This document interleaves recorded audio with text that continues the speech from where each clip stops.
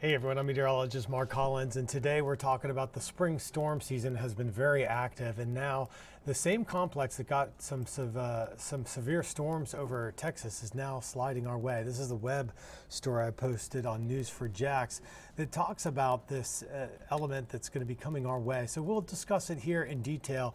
And first off, let's show you that the active weather as of Tuesday is mainly focused over Louisiana, and by this evening it's going to be pushing towards the Florida Panhandle.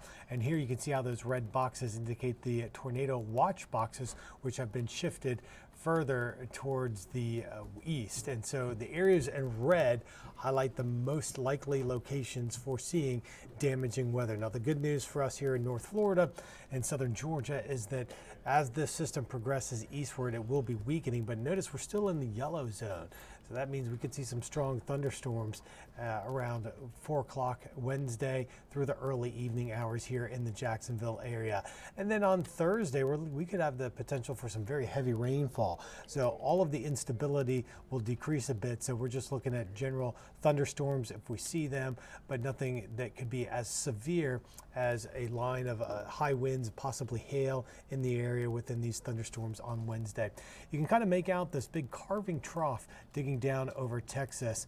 And so this is where you see a lot of the dynamics in place with those strong upper level winds. And when that happens, along with instability, you can get some tornadoes in this area here. Now, this trough is actually going to be kicking off towards the northeast, and as it moves, then just this general vicinity will probably see a little less in the way of instability.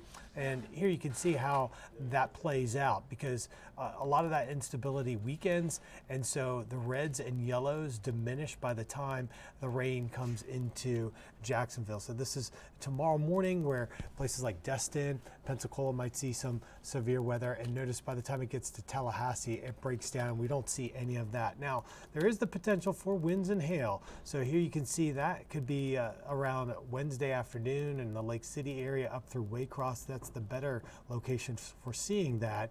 And then a little less threat for gusty winds as we head into the overnight time period. And by, say, after sunset, a lot of that rain is going to diminish. But this is 4 o'clock on Wednesday. You can see a pretty good coverage of rain marching into the area, sticking around here through the evening hours on Wednesday. And then a second batch of rain starts first thing on Thursday.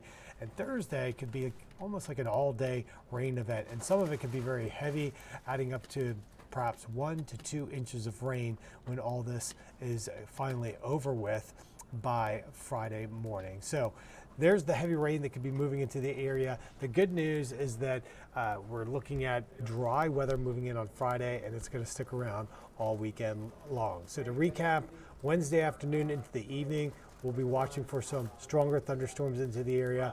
And then Thursday, we're going to be talking about the potential for heavy rains or on and off rain through the day. All right, check out News4JAX in my web article for more information.